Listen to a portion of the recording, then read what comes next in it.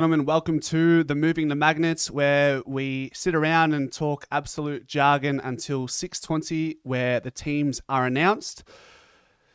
We don't know who's coming out for Jordan De Goey. There are a few permutations we can go through. It's the 200 game milestone for Jamie Elliott. Who would have thought we'd ever make it to 200 games, gracing and being able to, or being spoiled watching Jamie Elliott over the years. And we've had to wait and be patient and allow him to get through some adversities with his body, but he's paid us back in full. He's paid himself back in full. He's been patient. He's gotten through it. He's offered us match-winning moments, and he's a Premiership player forever entrenched in Collingwood history. So a lot to get through until we get to 6:20. Whatever you guys want to talk about, let me know in the chat. I'm open to anything. I don't have a run-through sheet for tonight's live stream. So whatever you want, whenever you want, however you want it, we will talk about it and discuss it. 6:20 is the release time. I have not seen anything that pertains to some leaks on Twitter thus far. However, we just got some news. Ex-Magpie Matthew Loken has joined Collingwood's recruiting network. The 46-game Magpie found cult status at the club in 2003 when he emerged as a mature age recruit to play every game in his debut season, including the club's grand final loss to Brisbane.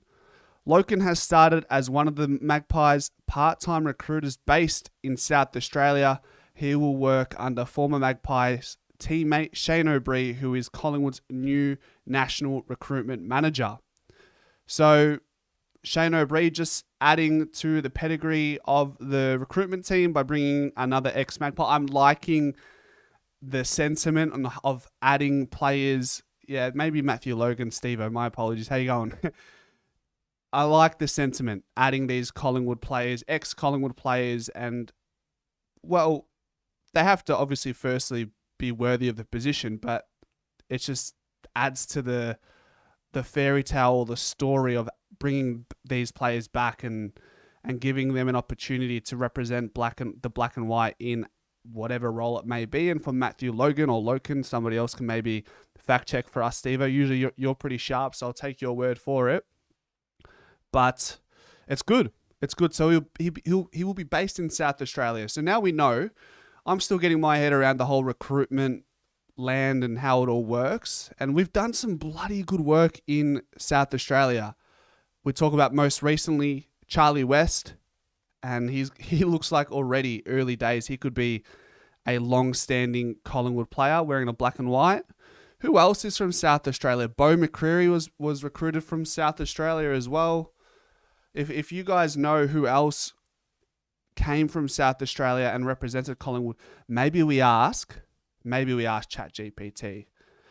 Name me all the South Australian players that have that have played for Collingwood since 2000, we'll say. Let's have a look. Here is a list. Alan Didak is from Adelaide. Shane Wakeland. It's Matthew Loken. It's not Logan. It's Matthew Loken. Scharenberg came from Glenelg. Caleb Poulter, who's now at the Western Bulldogs. Ash Johnson came from Sturt as well. So there's a number of players there. That's 1, 2, 3, 4, 5, 6 players. Are there any more than that? Question mark. I'll ask ChatGPT. 6 seems a little bit slim, so it's wise to bring in players to potentially get a look in at from Adelaide, considering we haven't drafted a great deal from there. I know Victoria is the epicenter for recruitment for every club. We know that it's AFL, but it may as well be the VFL, the Victorian Footy League. Tim Broomhead as well came from Port Adelaide Sandful side, and David King way back when in 2004. Drafted at pick 58 in 2002, played for Box Hill Hawks post AFL. Yeah, Alan Didak is the man, huh? I never knew.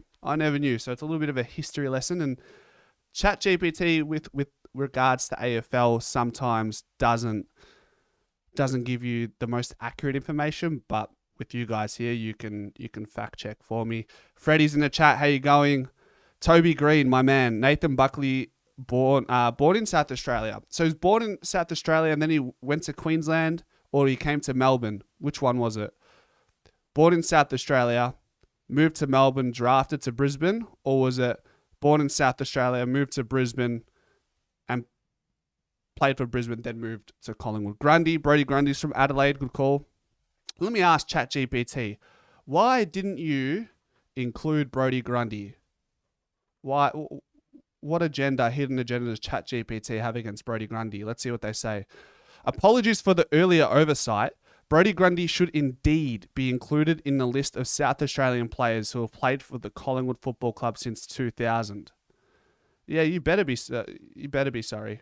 Don't do that again. See, doesn't give me the full scope, does it? You better be sorry, mate. How about that? Cop that, ChatGPT. Pay good money for you on a monthly basis. Help me out. You're absolutely right. That was a clanger worthy of a fine in a team meeting. Won't drop the ball on Grundy again. If you're diving deeper into anything Pies related, I've got my boots laced and ready to go. Want me to check if there are any more South Aussies with missed? He's got a little bit of Aussie banter about him, this ChatGPT. Chris, how you going? Craig, how are you? We talked about draft deficit and how I haven't gotten my head around it. I say I haven't got my head around it. I just haven't looked into it. So let's ask, how does draft... Because we're talking about a potential draft deficit because of the abundance of NGAs and father sons we have in this upcoming draft. How does draft deficit work and make it simple and easy to understand? Because I'm not the smartest kid going around. Absolutely, here's a simple and clear explanation. What is a draft deficit? When a club spends more draft points than they have, usually to match a bid, they go into draft debt. Why would a club do this? To secure a player like a father, son, or academy pick, even if they don't have enough picks in that draft. How does it affect them? The debt carries into the next year's draft. Their first pick is pushed back. Points are deducted. Example, if Collingwood matches a bid using 1,500 points, but only has 1,200 points, they owe 300 points next year. So their first pick in the next draft is pushed back far enough to repay that 300. I understand. It's such a simple concept, isn't it? Such a simple concept. Who tracks this? The AFL assign point values to every pick and automatically calculates how far back to push a pick. Very simple. Very simple analogy. Think of it like using a credit card to buy something big this year, brackets a top prospect, but then your next year's paycheck, the draft pick, gets smaller to pay it back. Beautiful. That's what we want from ChatGPT. How much in debt can you go? Mark Williams, Greg Phillips, Buckley also came from Port Adelaide. How many years ago before Andrew Schultz was born? Many years ago before Andrew Schultz was born. There you go. How much in debt can you go? Question mark. Let's ask that. Freddie, how old are you, mate? Because you're talking Crown Casino, you're talking luxury dinners. You said if Collingwood win by 3 goals against Sydney, you're gonna spend the house out and about in the city of Melbourne. How old are you? A club can't go into more deficit than the value of their first round pick in the draft. Okay, so if our first round draft pick next year is valued at, but how do they determine that? How do you know what your first round draft pick is next year if you don't know where you're going to finish? The AFL assumes your next year's first pick is pick 18 when calculating how much you can spend. So you can go 912 points into debt to acquire a player in a current draft. Okay. If your actual pick ends up higher than expected, so say pick 5 instead of pick 18, you'll pay the debt back from that better pick and still lose more value than you thought. Risky. For example, if Collingwood went 800 points into debt, the AFL would push their next year's first pick back by however many picks it takes to repay those 800 points. Want me to run a Collingwood scenario using real pick values? Yes, please. Let's find out. These, we will get compensation if Brazil leaves, likely to be a first round pick, given how, depending on the length of contract and the value. Okay, so for example, this is an example for this year. Say Collingwood aims to match a father-son bid or an academy player selected at pick 10, which could very well be Thomas McGuan or Zach McCarthy from the Chargers. We know pick 10 is valued at 1,395 points. They're using a 20% discount. Just bear in mind the analogy. Just bear in mind. Actually, let's tell them. Just so you know, the discount for father-son is only 10% now. All right, let's see. They're going to redo their... Okay. Example. So under the new system, if a club wants to match a bid for a player selected at pick 10, they need to accumulate 1,255 points deducted. That's 10% cheaper than the initial 1,395 points. So give me the example now, please. All right. Let's find out. All right, let's do it. So let's just say a bid comes in at pick 10 for Thomas McGuan. We get 10% off the 1,395. That equates to 1,255 points. Collingwood's available picks, say we have pick 47, pick 50, and pick 56. That's a total of 278 points. That means we would have to incur a 977-point deficit. Okay, so we go into debt, and we go into minus 977 points in the draft value index. So going into 2026, say we finish mid-ladder, and originally the pick is sitting at pick 12 for finishing around somewhere around mid-ladder. It's worth 1,268 points. Then with that deficit you carried into 2026, you have to deduct 977.5 points off 1,268 points. The new pick then becomes roughly pick 25/26, which is worth about 290, 300 points depending on a draft order. So it ends up getting pushed back 13, 14 spots. So that's why if we don't get enough compensation or trade capital from potential outgoing players like Bruzzy, like DC, like Bobby Hill, we do have this trick up our sleeve to go into a draft debt or a draft deficit. And maybe is there a way we can access future first round picks? You do have to use 2 first round picks every 4 years. We've already used our last 2 first round draft picks in trade scenarios. So that's tricky. And then you throw in the fact that we can now use 3 first round draft picks in advance. So say 2025, which we don't have, but we have access to 26 and 27. But then does that mean we can't do that because we've already used 2 first round draft picks in the last 2 years? So I'm not going to proclaim to be the expert. That's why we've got ChatGPT here. It's pretty insightful. So yeah, that's it's all pretty simple. ChatGPT made it pretty clear. So yeah, I hope that gives you guys a little bit more clarity. Freddie says, I'm 57, came to Australia in 1975 on a boat from East Timor as a refugee. Went to my first game that year at Victoria Park stand in the Yarra Falls, watching Dacos, Reen Kink, Stan Magro, and Phil Carman. There you go. Wow, so you fled from East Timor. Was East Timor, and mind my ignorance, were you amidst the war there and you were looking for an opportunity for a better life? Very fascinating, Freddie. Very fascinating. While we're here, guys, how did you guys either come to Australia? Did you come from a foreign country? What drew you to becoming a Collingwood supporter? If your parents or family members weren't a Collingwood fan and you came across this league yourself, raw, if you want to call it, how did you find yourself supporting the Collingwood Football Club? Thanks for that, Freddie.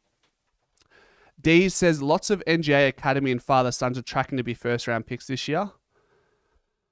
Karen says, after the coup that Lepage pulled off last season, I have confidence that they will bring in the players they're seeking. And you're so right, Karen, and he's adding more top talent in the recruitment team. Shane O'Brien is the spearhead of it. We just got news that Matthew Loken is going to do some scouting in South Australia as a part-time recruitment member. Tim, hey champs, hope all is well down there. Good, yeah, it's good, mate. Remind me, Tim, do you happen to be from Queensland? I'm just trying to remember where you're from because it sounds like you're not from Melbourne. I feel like you've told me before. Or are you from a Bali or Thailand? Freddie Jong said there was a war. Indonesia invaded East Timor in 1975. Escaped on a fishing boat. Wow. I don't know if this is a silly question, but I'm curious. So when you were on that fishing boat, were the weathers in the ocean treacherous? Like, were there some sketchy moments where you may or may have not made it to the shores of Melbourne or Australia or wherever you landed? Very interesting. There we go. Sunny coast. Living the dream in Australia, the lucky country. What a man.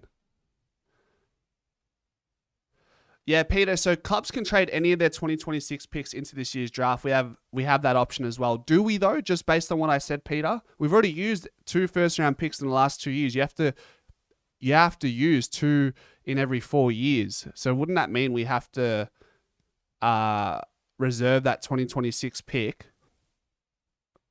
and actually use it in the draft next year? That's my question. That is my question. Danny Trzewski. That is a Macedonian surname, if I'm not mistaken. Frampton is the answer in defense. I've been saying, and I've been his harshest critic, but when we play the way we've been playing, we've dominated from the center, we've dominated in the contest, we lock the ball in our forward half, it gives Billy Frampton every chance to solidify his spot in the team. It's so much easier to defend what's in front of you rather than running back towards goal, facing goals. It's very difficult. So he's doing everything that he needs to do to stay in the side, and he's exceeding well beyond anyone's expectations. I think most of us, 80% of us in this chat, thought Billy Frampton was done. But that is the beauty of sport. Like, hindsight is 2020, right? If we go through all the videos and all the opinions I've had, some are right, yeah, some are right, and some still stand to be corrected. But you look back, you go, damn. You could almost say this guy here has no idea what he's talking about. But that's hindsight. We can only judge based on what we knew. And what we knew before Billy Frampton was injected back into the side, we all knew or had a very strong feeling that he was done at AFL level. You can't deny that. Can't deny that, can you? Gabba tomorrow night. Giddy, are you going, Tim? Are you going? I haven't been to Brisbane, I haven't been to a game in Brisbane, let alone been to Brisbane, full stop. So it's something I need to tick off my bucket list. Steve-O says, Pop came over on a boat in 1940 something. He got told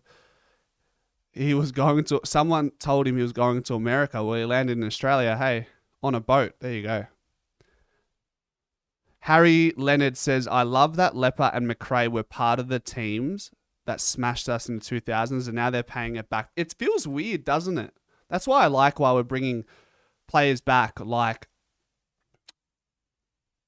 Shane O'Brien, like Matthew Logan, like Jordan Roughhead. It's just a bit unusual. Like Fly and Leper gave it to us in the early 2000s, and yeah, like I said, they're sort of paying us back. It does still feel a little bit funny, if I'm being honest. Manny says, the club has got the points. They know who we are going to draft at the start of the year. It's all worked out. I trust them. I wouldn't say they have it all worked out as of right now. There's a lot of water that needs to go under the bridge before we get there. Mark says, my dad came from Ireland in 1954 and moved to Clifton Hill, which I'm pretty sure is close to Collingwood, and as you've just confirmed, up the road from Collingwood, and watched his first VFL game. I was going to say game, not the other word. And watched his first VFL game with some new work friends at Vic Park. I'm sure he must have been mesmerised by the likes of Peter Dacos, Tony Shaw, Brown. You got Shane Morwood there as well.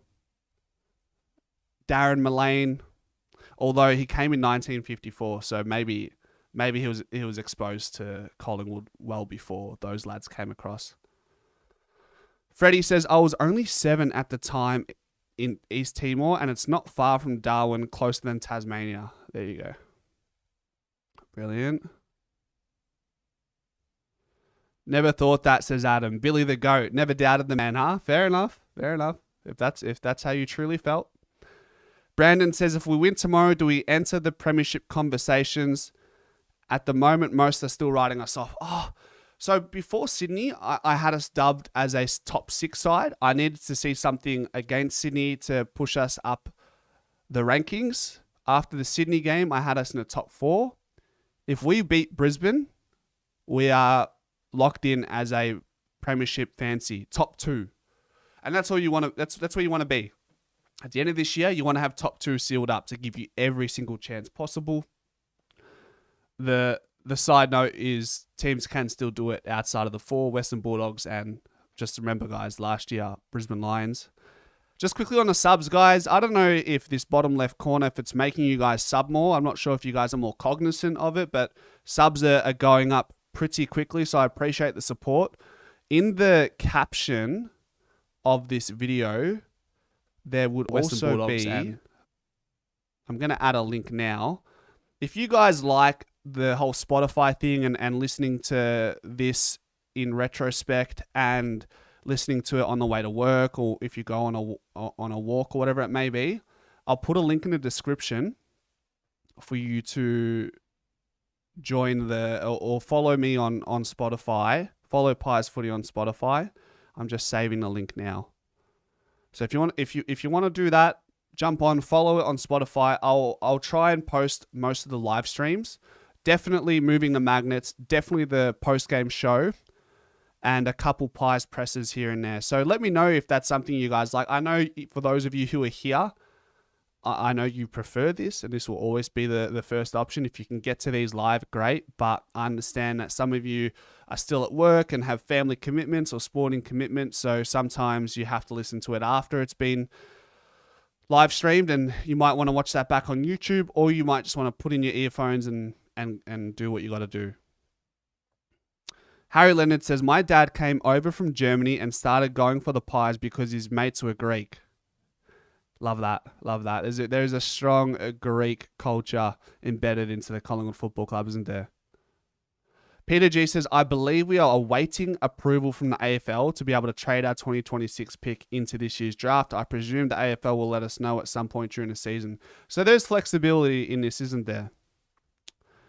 Interesting how you can just put in a please AFL and maybe it's similar to maybe when clubs are struggling and they ask for compensation like a West Coast or a North Melbourne years gone by. I think we have a pretty good reason to request this.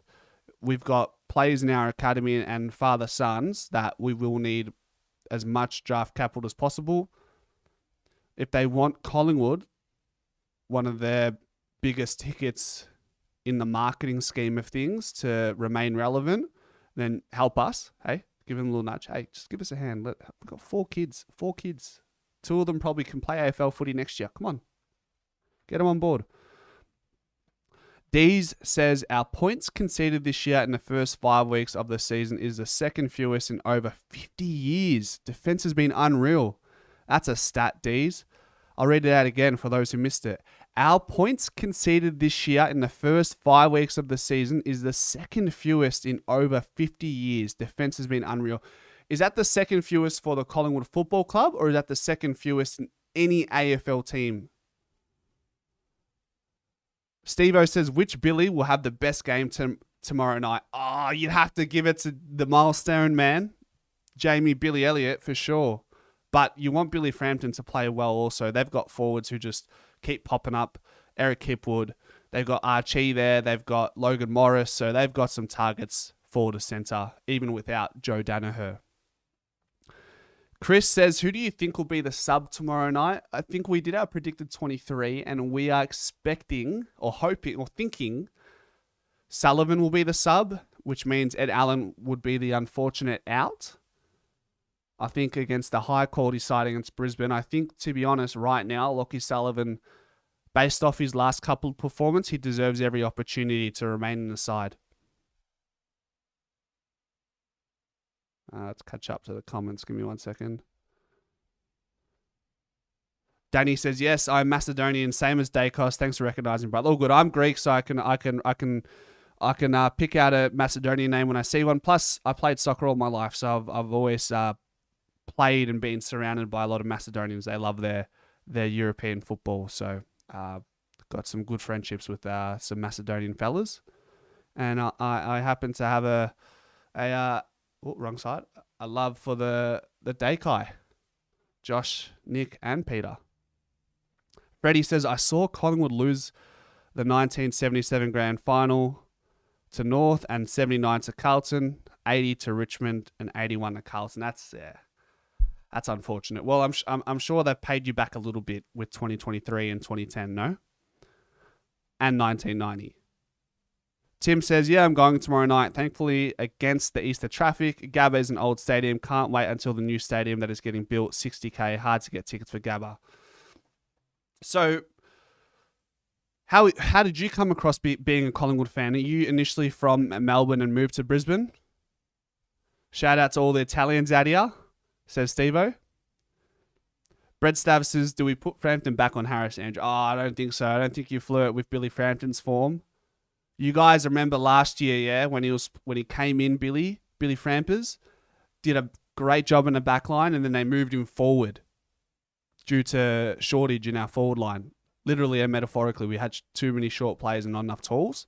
We can't be doing that because look what happened to Billy Frampton after that. Probably should have been a Carlton supporter, says Steve-O. Well, that's aren't you glad that it didn't work out that way?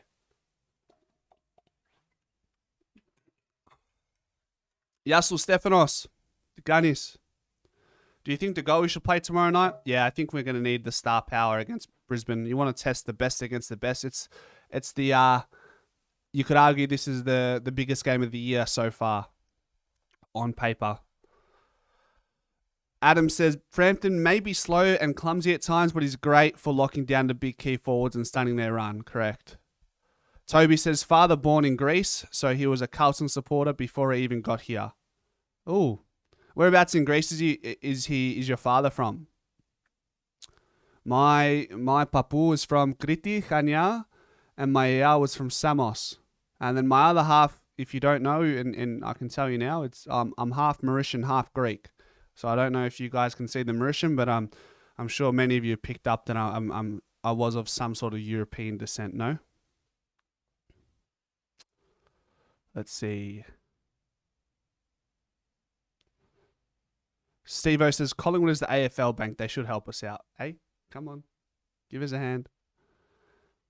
Peter says, I see Dylan Alexander didn't have McGuan or McCarthy in his top 20 draft picks for the year.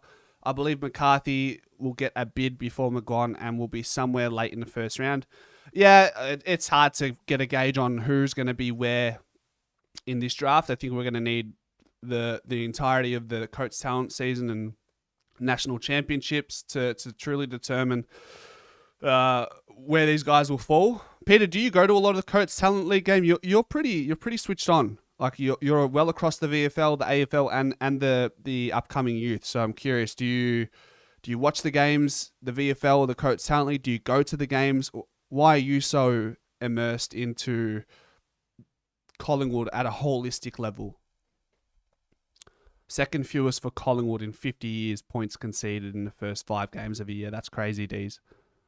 Rick says, we haven't had a consistent bull in the middle like Ned for a long time. Our back line is rated in the top 5, and we have a really dangerous forward line. Looking forward to what we can do to this year. It's a massive key. We'll look back at this year. If Ned Long can maintain the form he's at, or somewhere around a mark, then we're going to win the clearance, and that's going to help our back line tremendously. Just going to set us up moving forward, and all of a sudden we're not worried about Reef McInnes doing his knee. Obviously, we feel sorry for him, and we hope he gets back. We're not as worried or as sorry, or not sorry. It's not the right word, Cass. The word I'm looking for. We won't look back at missing Nathan Murphy as much if Billy Frampton and the side can compensate and help out the back line. Pia says, I don't get this feeling too often.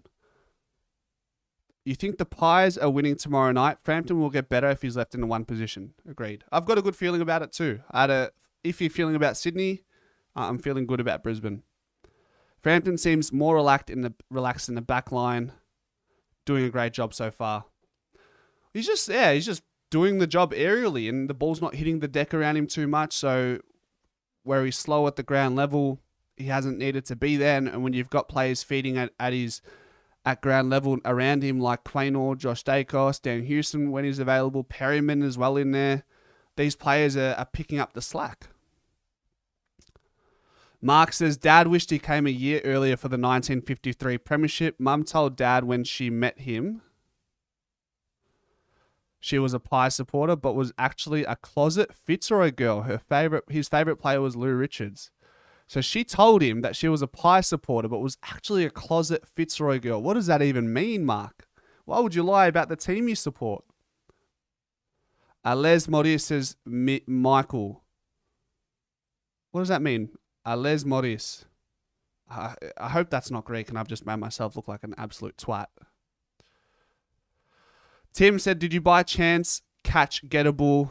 They had an interesting take on doing a new draft order. And you left Victoria 7 years ago, was a Legends member, had twin boys. Are your boys also in Melbourne, or are they followed suit and relocated with you to Sunny Coast?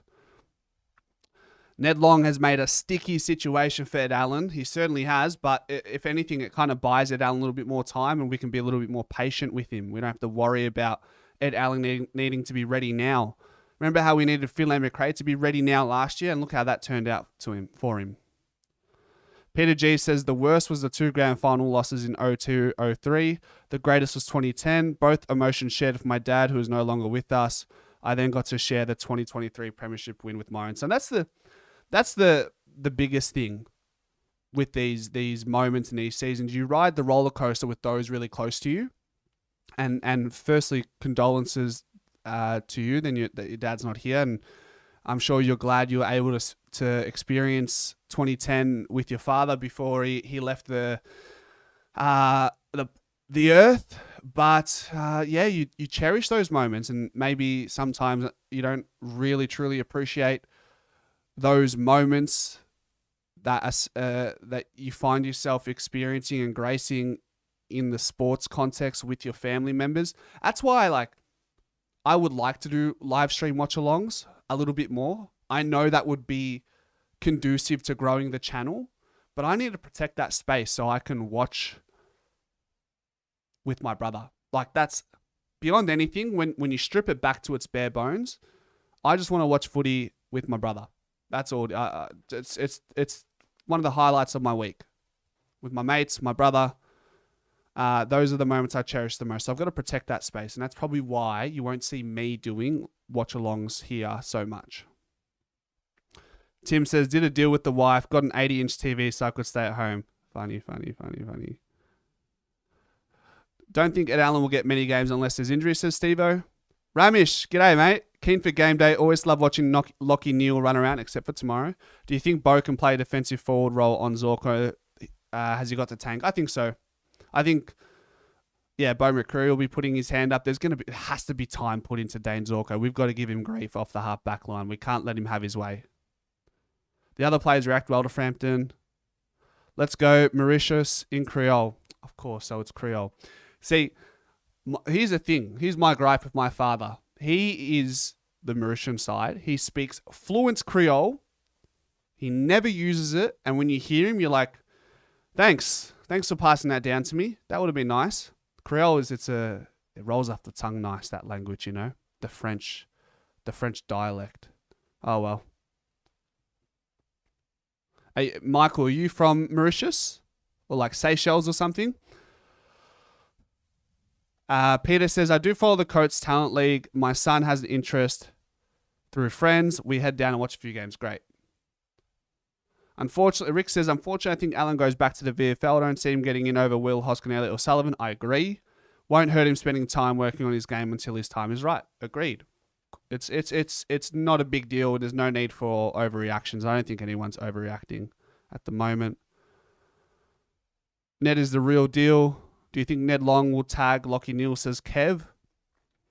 I think it will be a team effort. It'll be a team effort. Brisbane ruined my childhood, says Steve-O. Thanks, Fly, for giving me the happiest.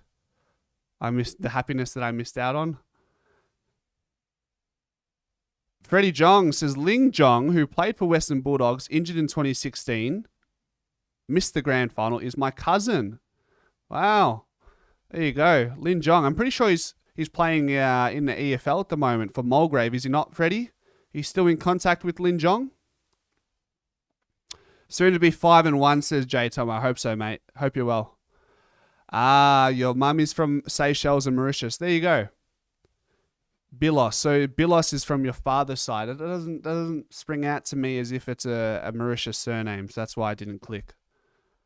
Jong nearly ended up being a pie. Freddie, do you want to elaborate on that one? Is there any truth to that? Adam says, press her up.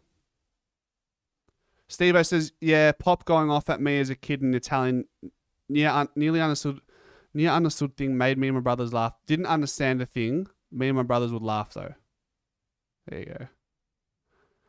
Dad played Gaelic football in Ireland and was mostly shocked by the level of hardness of the game, but was hooked bad after watching his first game. There you go. Tim said he was at the 2010 Geelong Grand Final. It was the eeriest feeling I've ever had. You could hear a mouse fart. The next week I had no voice. Was at the end Heatus smothered Rewalt like a librarian. At that moment I knew we'd win. Stefano says the ruck battle between DC and the Big O is going to be epic. Surely we're back in Big DC to take down the Big O.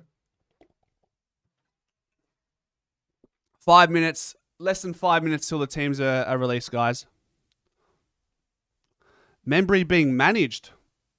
Let's check Twitter. Hold on a minute. Oh dear. Anything there? You reckon Membry is being managed, but I don't see anything on Twitter just yet. Nathan Kruger is back on the radar of clubs ahead of mid-season draft. Collingwood, one of a few, keeping tabs. Oh, no. He's back in the coalface of the conversations. Nathan Kruger. Hold on a minute. He's playing backline, if I'm not mistaken, for Geelong's VFL side. Hold on. Let's have a look. Let's have a read. Come on. Where are ya? Crew. Third time lucky, question mark. Let's see. Oh, hold on. Former Collingwood and Geelong utility Nathan Kruger is back on the radar of AFL clubs ahead of next month's mid-season rookie draft. The 25-year-old joined Geelong's VFL program after being delisted by the Magpies last year and has starred while playing predominantly in defence across the first month of the season, averaging nearly 16 disposals and 8 marks to draw the attention of recruiters. Kruger played for the VFL in the state game win against the Sandful in the Barossa Valley on Saturday. Melbourne, St Kilda and Collingwood are understood to be a few of the clubs keeping tabs on a South Australian who can provide ready-made coverage at either end of the ground. The Magpies delisted Kruger at the end of the last season after 13 games across 3 injury-interrupted seasons, following 2 appearances for Geelong in 3 years, but Craig was a fan of the swingman and tight list spots were behind that decision. Now, we know Collingwood now have a spot available due to Reef McInnes rupturing his ACL, so he's placed on a long-term injury list. And with our shortage in key tall defenders, Nathan Kruger is now back on the radar. Wow. So, and I think ultimately it came down to the fact that Kruger just couldn't find any continuity. He couldn't perform at VFL level for the Pies last year because there was no stability in team selection, so there was no synergy. When you're playing as a forward, a key tall forward, you need synergy up the ground to give yourself the best opportunity to impress. And if you don't have VFL form, you can't just assume AFL form. I was very disappointed and sad that he got delisted, but I understand that we had to make room for incoming players like Membry, Houston, Perryman. We wanted to keep the likes of Ash Johnson. He still had a year on his contract, so that's why Johnson, we probably didn't delist him. We put him on the rookie list. We also wanted to give Reef McInnes another chance, who was young. You didn't want to delist a first-round draft pick, I understand. But now he comes back into the conversation and would really provide some great depth for Billy Frampton. Guys, If you've followed Pies footy for some time, I've been saying way back when last year, why can't Kruger be a key defender? He's had junior experience as a key defender. I know there's a big difference between that and playing at AFL level. He's tall. He's erratic. He wouldn't lose many one-on-one contests. He's a pest at ground level. He's got good energy. Under the tutelage of Darcy Moore, Jeremy Howe, I think athletically he's definitely a better player than Billy Frampton. We just need to see Kruger continuity with Nathan Kruger. That's all we needed from him. And unfortunately, just given the list situation, it just didn't work out for Nathan Kruger. But I would be more than willing to welcome Nathan Kruger back with open hands. Let's see. So Kruger. Let's go VFL. Let's have a look at some of his stats. Krug. Want to hear that in the crowd again. Can take a specky. He's capable of a highlight reel as well, isn't he? So he's 26 this year. Like we said, he's averaging 16 disposals. He's taking 2.3 contested marks a game, which is massive. Some of them would obviously be intercept tackles. He applies tackles in his D50 as well. I'm pretty sure 2-3 contested marks a game at AFL level is exactly what you're hoping for. That's elite, cream of the crop. So I'd love to see Nathan Kruger back in black and white. It'd be a fairy tale story, be vindication for Nathan Kruger. We just don't have anything. I don't think Charlie Dean is at the level of what Nathan Kruger could be.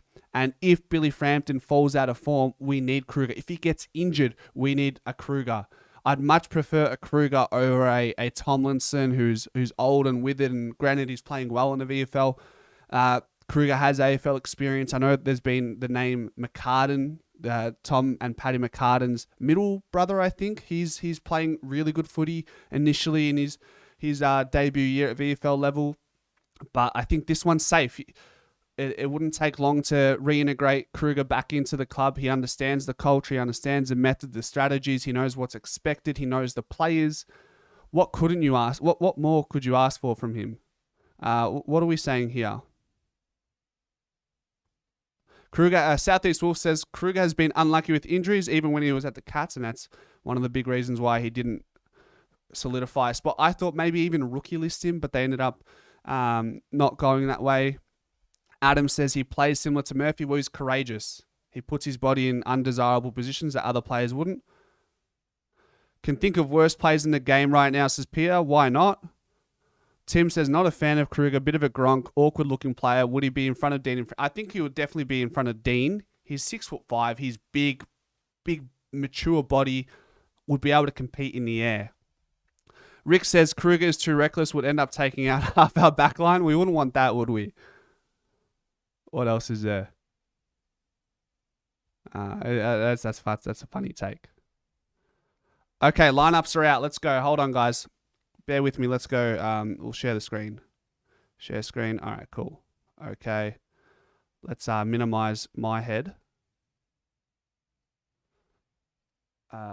News. Matches, sorry. Put me there. All right, let's have a look. Jordan De Goey in. Tim Membry out. Managed is what we're hearing. Jamie Elliott, milestone game. Sam Marshall. Pretty sure he played. Did he play for the Sandy Dragons, or is he a Brisbane Academy player? I think he could be both. I'm not too sure, but he's a young talent for sure. Membry managed. So that does change the way we I guess format our side in our forward line. I suppose this is almost a straight swap if you ask me. This is Jordan De Goey going into the forward line. Tim Membry comes out. I'm sure we're going to nurse De Goey again. He hasn't played a bunch of midfield time this year, so unfortunately, or fortunately, we can perhaps nurse him in now that we don't have as many tools in the forward line. I hope this is just management, and it's something that the club and Fly have pointed that they will do this many times, and they're proving this point tonight. It means Ed Allen stays on the side, and it means Lockie Sullivan stays on the side. So I think I think personally Ed Allen will be the sub again, and I think Lockie Sullivan will keep his spot to give us something here. You got Lockie Sullivan at the high half forward flank position, and then maybe you get De Goey somewhere here deep, and then pinch hit in the middle. At times, you love to see that. DC, Ned Long, Nick Dacos. Emergencies. Interesting. Has Tim Membry been dropped? He's listed as an emergency. Interesting. So Markov and Mason Cox, emergencies. Charlie West noted not to be an emergency for this game. Tim Membry. It seems like Tim Membry's been dropped. Otherwise, he wouldn't be in the emergencies, in my opinion. Is there any news on this with the sides that's been picked? Pies rest veteran. So I don't understand how are you resting him but then putting him in as emergency? So I suppose then in this case, yes, they're resting him, but if need be, he's available as an emergency if in a break glass in case of emergency type of situation, I think. So there you go. Interesting. It's still a strong side. It says managed. His emergency might be available if needed. We'll see. In case there is an injury. Adri says, I really like this move. I feel like De Goey may make our forward line a bit more balanced. Well, De Goey offers what Tim Membry brings with pressure, but better. And De Goey still offers really great lead-ups and some contested work in the air and at ground level as well. So I think we can compensate and accommodate for the absence of Tim Membry tomorrow night. And it seems like he needed some rest, and that's what he's going to get. Anyways, guys, I'm going to quickly pump out a video. I've got soccer training shortly, so be sure if you're not subscribed, subscribe. If you want to listen to this on Spotify, the link is in the description, and leave a like on the stream, and I appreciate you guys